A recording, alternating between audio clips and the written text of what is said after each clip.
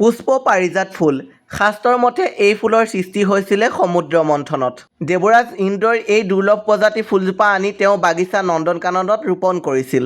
এবাৰ নাৰদ মুনিয়ে আমোদ ল'বলৈ এই পাৰিজাত ফুল এপাহ আনি ভগৱান শ্ৰীকৃষ্ণক উপহাৰ হিচাপে দিলেহি। ফুলপাত দি তেওঁ শ্ৰীকৃষ্ণক ক'লে যে তেওঁ শ্ৰীকৃষ্ণৰ পত্নী ৰুক্মিণীক এই ফুলপাত যদি দিয়ে বহুত আনন্দিত হ'ব।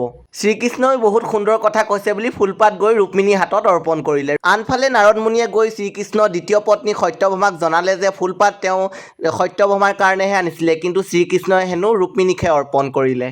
তাৰ পিছতে সত্যভামাই ঠেৰ পাতি শ্ৰীকৃষ্ণক ক'লে যে তেওঁ পাৰিজাতৰ গোটেই বৃক্ষজোপাকে তেওঁলৈ হেনো আনি দিব। শ্ৰীকৃষ্ণই বিমূৰত পৰি ভাবিবলৈ ল'লে যে ইন্দ্ৰই এই দুৰ্লভ প্ৰজাতিৰ ফুলজোপা মোকনো ক'ত দিব। সেই ভাবি ভগৱান শ্ৰীকৃষ্ণই ইন্দ্ৰৰ নন্দন কাননৰ পৰা এই ফুল চুৰ কৰি হ'লেও আনিব লাগিব বুলি স্বৰ্গলৈ বুলি গমন কৰিলে।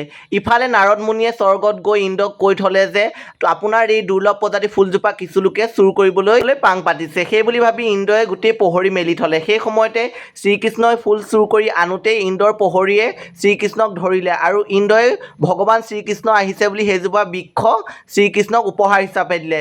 উপহাৰ হিচাপে শ্ৰীকৃষ্ণই লৈ আহি সত্যভামাক ক'লে, এইজোপা ফুল মই আনিছোঁ হয়, কিন্তু এটা মোৰ চৰ্ত আছে, এই ফুলজোপা মই ৰোপণ কৰিম। তাৰপিছত শ্ৰীকৃষ্ণই এই ফুল সত্যভামাৰ ঘৰৰ সীমাত ৰুই দিলে, যাতে ডালবোৰ হাঁৱলি ৰুক্মিণীৰ ফালেও ফুলবোৰ হাঁৱলি পৰে। ইয়াকে লৈ শ্ৰীমন্ত শংকৰদেৱে পাৰিজাত হৰণ নামৰ নাটকখন ৰচনা কৰিলে।